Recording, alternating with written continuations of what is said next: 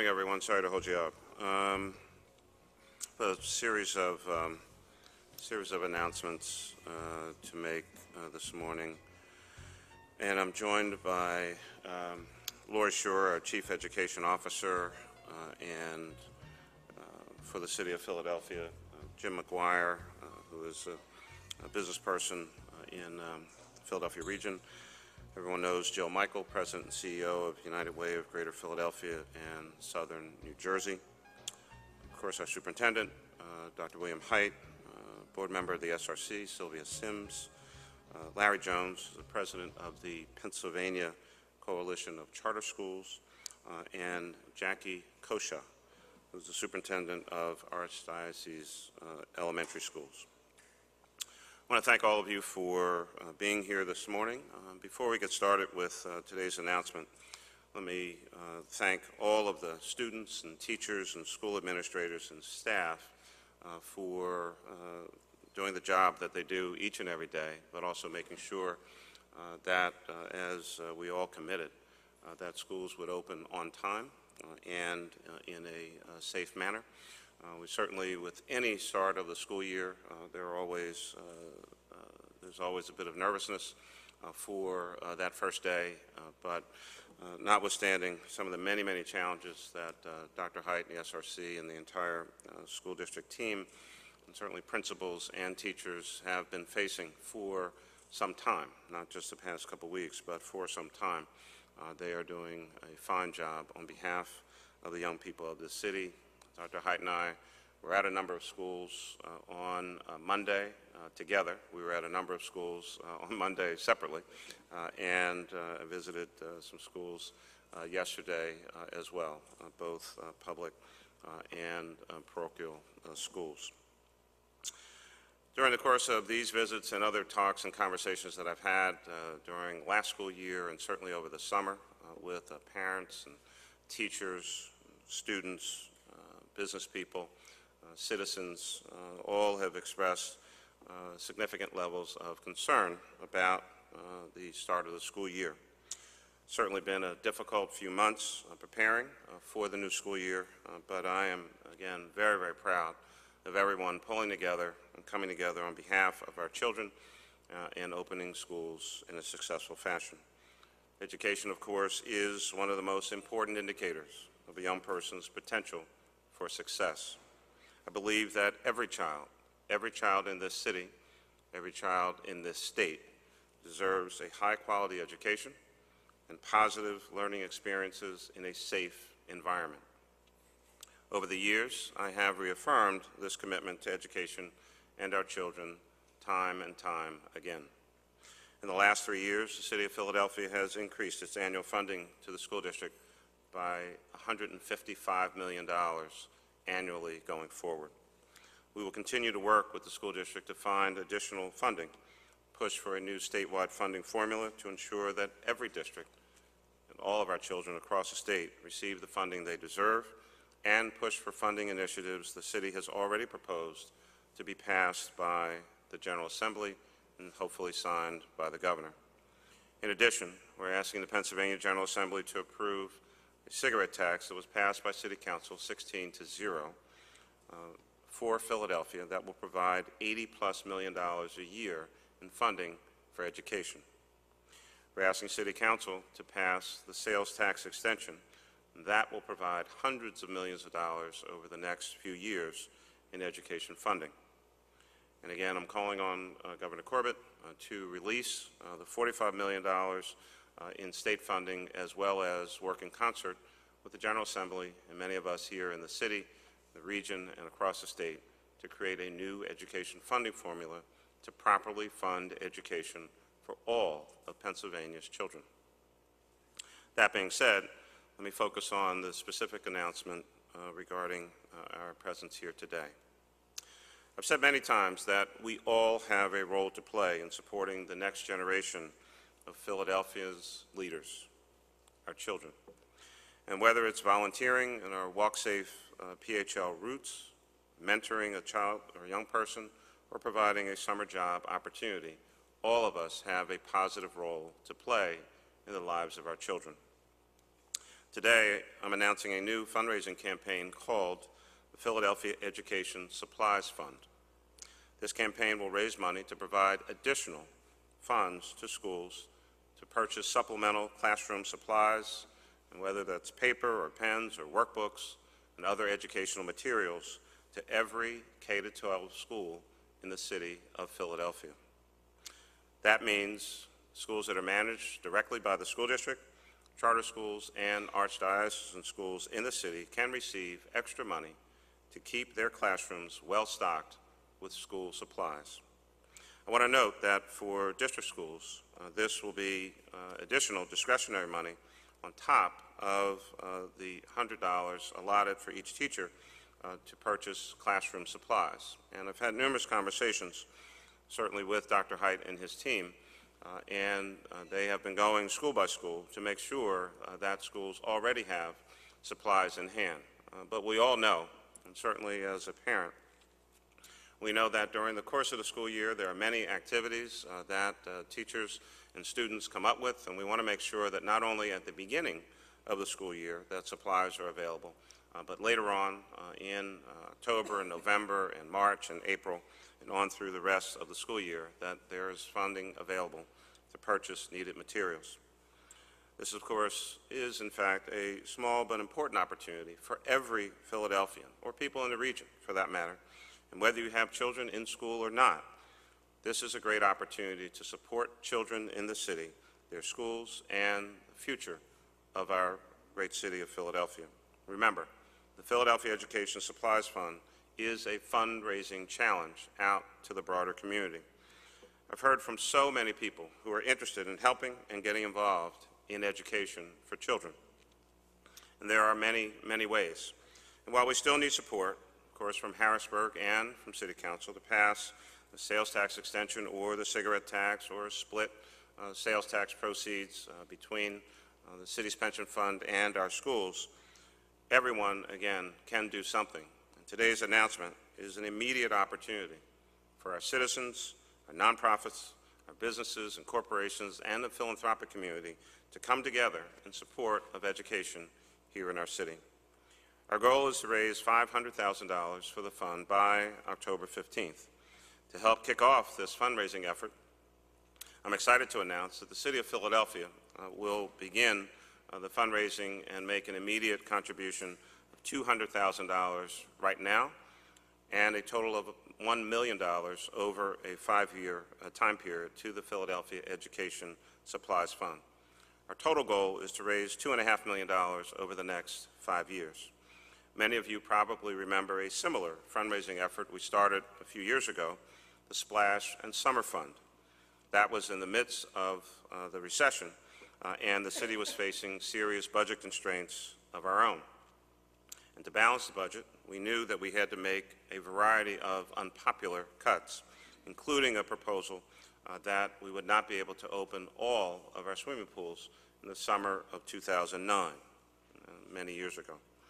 Through a lot of hard work and the generous support of a variety of sponsors and the public, we raised enough money in the Splash and Summer Fund to keep our pools open, and they have been, every one of them, every summer since then. This is another opportunity for the public to work with the city and support our children. Our partner and the administrator of the Philadelphia Education Supplies Fund will be the United Way of Greater Philadelphia and Southern New Jersey. And I'd like to bring up our President and CEO and my friend, Jill Michaels, to make a few remarks. Jill? Well, thank you to Mayor Nutter, to Lori, to the city, and to your team for inviting us to be part of today's announcement. We're honored to be part of this work, but more importantly, we're in this for the long haul. And we're in it for the long haul because we know, as the mayor said, that every child deserves a quality education from cradle to career. And while there's no silver bullet for any of our children, we know that a quality education is the greatest economic equalizer they will ever know. But kids are going to struggle to succeed in school if their classrooms lack the most basic essentials, pens, paper, dry erase markers, so that the teachers can really bring those lesson plans to life. There's so much that we worry about every day. when we send our kids off to school. I can attest to that as the mother of a first and third grader. But whether or not their classroom is going to run out of paper at some point shouldn't be one of them. So we're really incredibly proud to be able to partner with the mayor and the city to launch the Philadelphia Educational Supply Fund, which will not only help schools throughout the city purchase the supplies that they need right now, but as the mayor said, make sure that they have them available throughout the rest of the year. Your contribution says to parents and teachers alike that you believe that with all the other challenges that all of our kids face growing up, that you refuse to allow the lack of basic tools to be one of them. So on behalf of the tens of thousands of children and educators all across our region who may never get the chance to thank you themselves, I thank you for whatever you can give in whatever way you can give it. At United Way, we see firsthand every single day the impact we can make when we work together, and we're really proud to be your partner for driving the kind of measurable, lasting impact that none of us can achieve alone. Thank you. Jill, thank you again, and I want to say thank you for the continued partnership, the great work that United Way did for us a number of years back with the Splash and Summer Fund, and certainly we expect the same kind of partnership and great results. This, of course, is another shining example here in Philadelphia of what public-private partnerships can do and what they can mean. And with that, we have another speaker and another good friend, James McGuire Sr., who is the co-founder of the McGuire Foundation. I'm excited to announce, and I'm going to introduce Jim, and he can tell you exactly what they're going to do. But the McGuire Foundation, again, will be one of the initial contributors to this fund. Jim is well known and well respected in the business community here, the region, across the state, and across the country. And so it's my great pleasure to introduce James McGuire.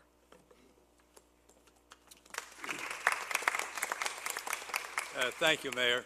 The mayor is very forceful in his ideas, and you can see that twisting my arm really got my attention. I'm only kidding. The McGuire Foundation is committed to education here in the Delaware Valley. All our resources go into education in the grade schools, high schools, and colleges in the Delaware Valley. And we're happy today to be able to commit $100,000 to this program because we believe in the education of children and we believe in this idea. So we're very pleased that the mayor has asked us to participate. Thank you. Man of few words, but a very strong commitment. So let me thank James McGuire and the McGuire Foundation for their contribution, and their decision to so immediately support this effort is quite incredible. One last announcement. In addition to the McGuire Foundation, I'm pleased to announce that John and Dr. Janet Haas have also stepped up in a remarkable way. They've agreed to match donations up to $30,000 each year for the next 5 years as well to the Philadelphia Education Supplies Fund.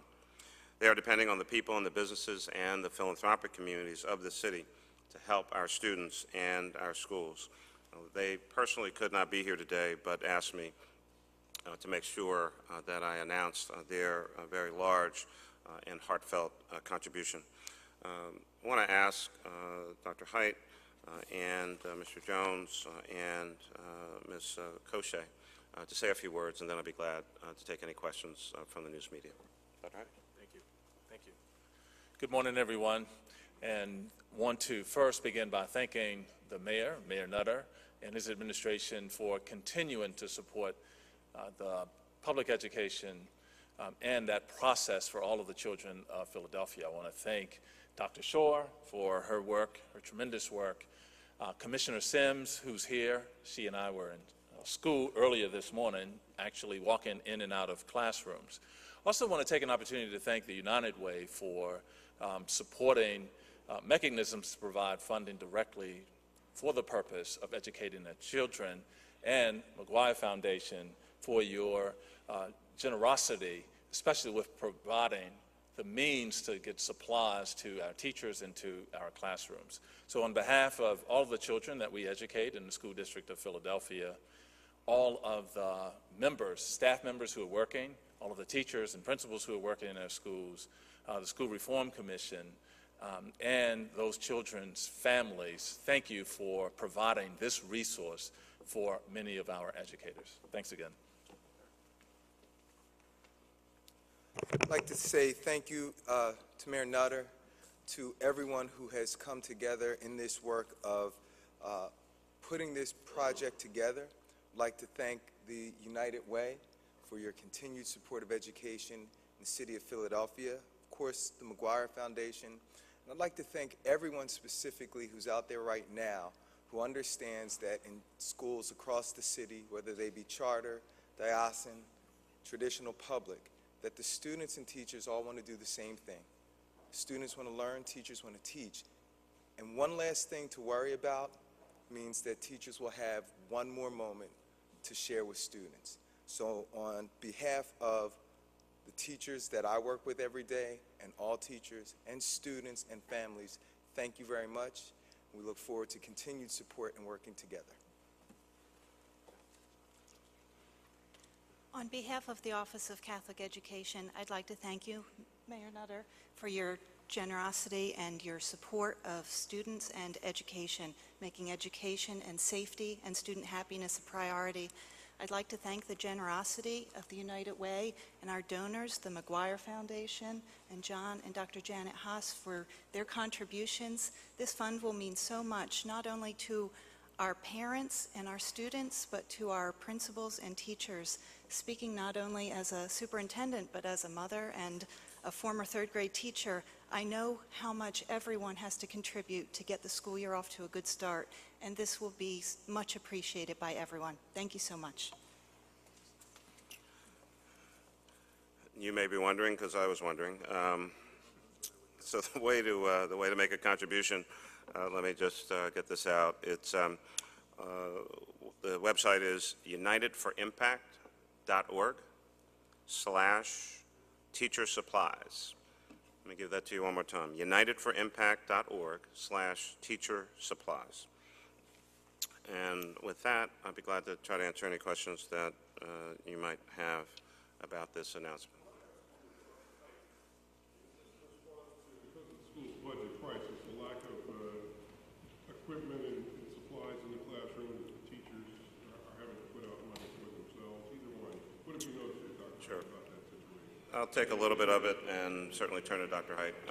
I can tell you, Vernon, that in good times and bad, in my now 20 years of elective office, and especially when I was a district council person and spent a lot of time in the schools in the district that I represented, there's always been concern about the amount of supplies, even when there was no budget deficit and when we were not in an economic crisis. There's always a need for more materials, and that's just something that happens in the course of the year. And so schools do start with some amount of supplies and materials, but there's a lot of activity in the course of a school year. And as I said, when we were not in economic crisis, I would hear from teachers and parents, administrators and others that especially toward the tail end of the school year, you just start to run out of those kinds of materials. You do more events, you do more experiments, you do more activities in the course of the year than you may have anticipated at the start. So it's, from my perspective, it's a combination of, yes, we are in a budget crisis. There are supplies in our schools right now. There will be a need later on. But also, there's been, quite honestly, an outcry from many, people like Jim McGuire, people like John and Dr. Janet Haas, and just people that I've met with who want to do something, who want to help, who want to give their support. And I think creating a sustainable fund, creating a mindset that, school's getting ready to start, or it's, mid-year or something like that, let me send my $25 in, let me send $50 in, because I can do my part. I don't have kids in school, I do have kids in school, whatever the case may be, but people just want to be able to do something.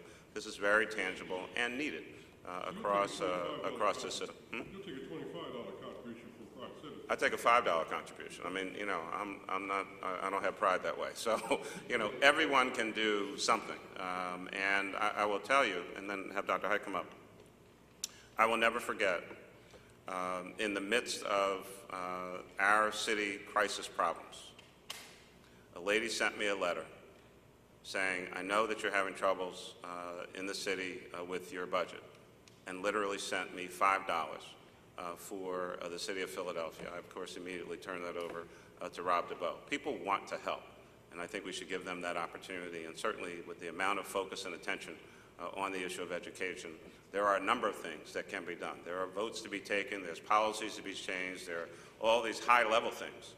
But I think we can never forget that right on the ground, in classrooms, education takes place, and it's a unique relationship between a teacher and a student, and making sure that they don't have to worry about those things and can stay focused on the teaching part is just one more thing that all of us can do. So, okay. Sure. Great. Just not much to add, Vernon, other than a couple of points. Number one, when I was a teacher, when I was a principal, when I was a district administrator, even in the best times, there were challenges to make sure that there was enough supplies in every school. And so the supplies based on what teachers actually needed in order to do this work. The second thing was, this past Saturday, I was visiting with a teacher who was in the first grade class for the first time. That teacher had already been to Home Depot, some Office Max, and other stores, and had already exhausted the $100 we provide as a district to all teachers for supplies. And so for that teacher and for many others like her, this provides a means to support them as they begin to try to support their students in their classrooms. And so even in the best times, we tend to struggle with the type of consumable materials that are needed in classrooms. And to the point, even with the challenges that we've had as a school district, we still maintain that $100 per teacher for instructional supplies. So this is even in addition to that, which I think would be a welcomed announcement for many of our educators. If you reach your $500,000 goal there, how much does that break down to for every classroom in the city? I have no idea.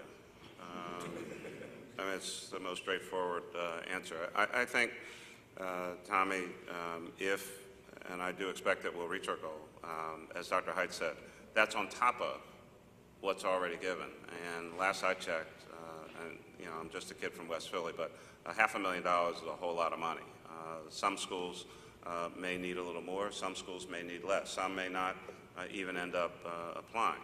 But the resource is there. That's a goal. Obviously, if we exceed it, you know, all the better. But let's at least get started down that path and see what the requests are, what the needs are that are really out there. And we won't really know until folks have the opportunity to make that application. So. Mayor, could you go a little more detail into how people can access the fund, when it will start being distributed, and who's going to make the decision as to who gets, you know, which classrooms get it and how much and all that? Well, the first thing I can tell you is that I will have nothing to do with that whatsoever. So if you need school supplies, you should probably not call me. I won't be making those kinds of decisions. Those are operational decisions that, first and foremost, all of that will be worked out between and among the United Way, the school district, the charter school community, and, of course, the Archdiocese as well. You know, there will be accountability built into that. You want to know who's applied for what and who actually received what and what school did it go to. And so it will certainly depend on our principals or administrators, again, on the ground to have that kind of documentation and accountability. But all of those details will soon be announced. Mayor, where does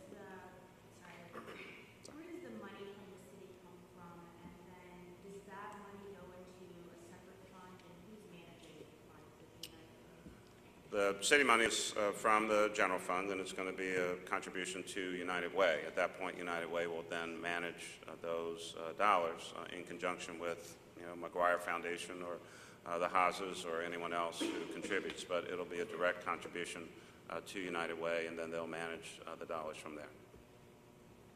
So for us, it's just a direct contribution. Anything else? On a related note, since you referenced related or unrelated? related, the effort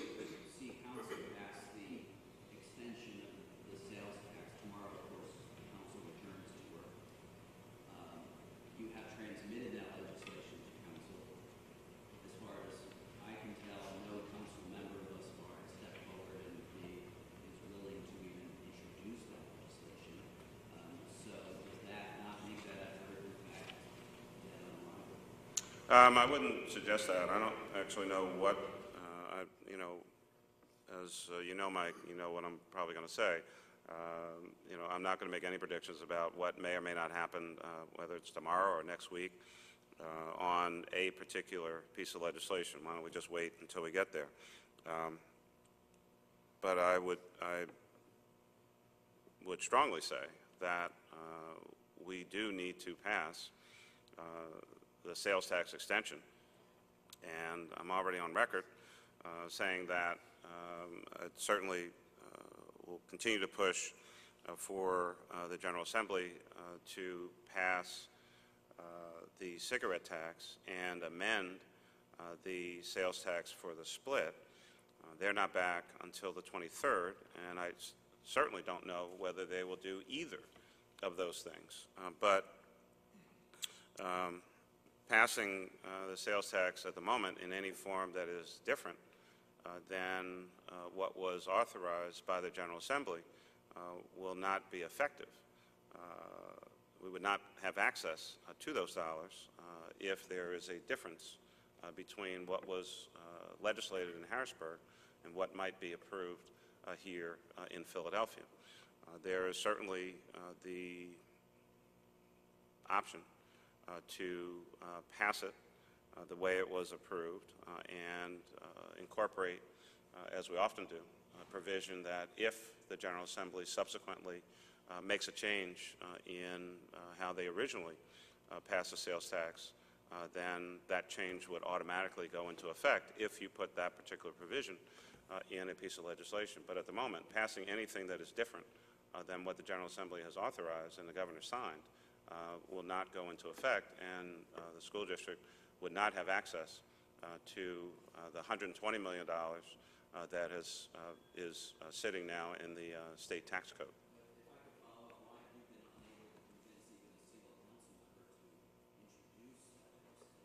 Well, one, you don't know that. Two, I have not talked about that. And three, I won't. But City Council, the members are elected independently. They'll have to make these kinds of decisions for themselves, but hopefully, again, the decision-making will be done in the context of what's in the best interest of school children and the financial stability of the school district. But so let's not try to spend a lot of time speculating about tomorrow. Why don't we just wait until tomorrow gets here and we'll see what happens. Last question, because there's a... Are you going to plan to transmit a bill on borrowing? And secondly, borrowing $50 million, that is. And secondly, this may be for Dr. Height, does the school district have a deadline when it needs that $50 million? So in other words, how much time do you and council have to work out your differences about supply chain? Well, I'll take the second part of that. I think we've said before that we actually have a few months to deal with the $50 million issue. And what was the first part of your question? Are you transmitting the... I'm not anticipating that we're transmitting that particular piece of legislation tomorrow, and you should not read anything into that. Mayor, can you give us an update on future contract negotiations? I'm sorry? Can you give us an update on future contract negotiations? You'd probably do better getting that from the person who's actually in those negotiations. And so that'll be the last question. There's a 9/11 related event that I have to get ready to go to. But Dr. Hyde? Update is the same as yesterday's update. We're still in negotiations. We're still meeting regularly. Those meetings are lasting a lot longer, and whatever that means. And we are both committed, all sides are committed to actually resolving this as quickly as possible. But those negotiations are still ongoing. Thanks everyone.